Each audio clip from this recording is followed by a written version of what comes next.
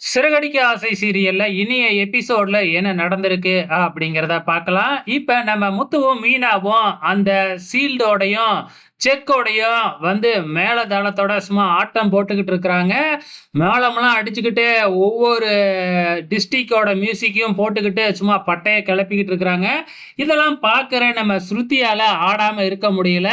ரவியையும் கூட்டிக்கிட்டு வந்து நம்ம முத்துவோட சேர்ந்து சும்மா குத்து டான்ஸ் போட்டுக்கிட்டு இருக்கிறாங்க. ஃபைனலா நம்ம விஜயாவ வச்சே ஆர்த்தியும் எடுக்க வச்சர்றாங்க. வீட்டுக்குள்ளாரையும் வந்துர்றாங்க. ஆனா, இந்த மனோஜ் வந்து அடங்கவே இல்ல. இன்னும் வந்து பார்த்தீங்கன்னா, அந்த நடுவர்களுக்கு கேள்வியே கேட்க தெரியல. நாங்க தான் பெஸ்ட் கப்பிள்.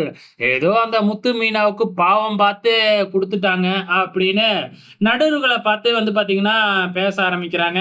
விஜயாவுக்கே இது புரியுது. இவன் வந்து பார்த்தீங்கன்னா, ஒழுங்கா இல்ல அப்படின்னு சொல்லிட்டு, ஏதோ ஆடத் தெரியாதவனுக்கு வீதி கோணல்னு சொன்னானாம். அந்த மாதிரி தான்டா இருக்கு நீ சொல்றது அப்படின்னு விஜயாவே மனோஜ கிண்டல் பண்ண ஆரம்பிக்கிறாங்க. இந்த பக்கம் நம்ம முத்துவும், மீனாவும் அந்த கட்டில்ல புதுசா வந்த கட்டில் தான் ராசி நமக்கு அப்படின்னு சொல்லி ரொம்பவுமே சூப்பரா அந்த கட்டில பத்தி பேசிக்கிட்டு சந்தோஷப்பட்டுக்கிட்டு இருக்கிறாங்க. ஃபைனலா அந்த செக்குக்கு ஒரு இது குடுத்தாங்க இல்லையா? அந்த செக்க அங்க மாட்டி வைக்கணும், இங்க மாட்டி வைக்கணும்னு முத்து வந்து சொல்லிக்கிட்டு இருக்கிறாங்க.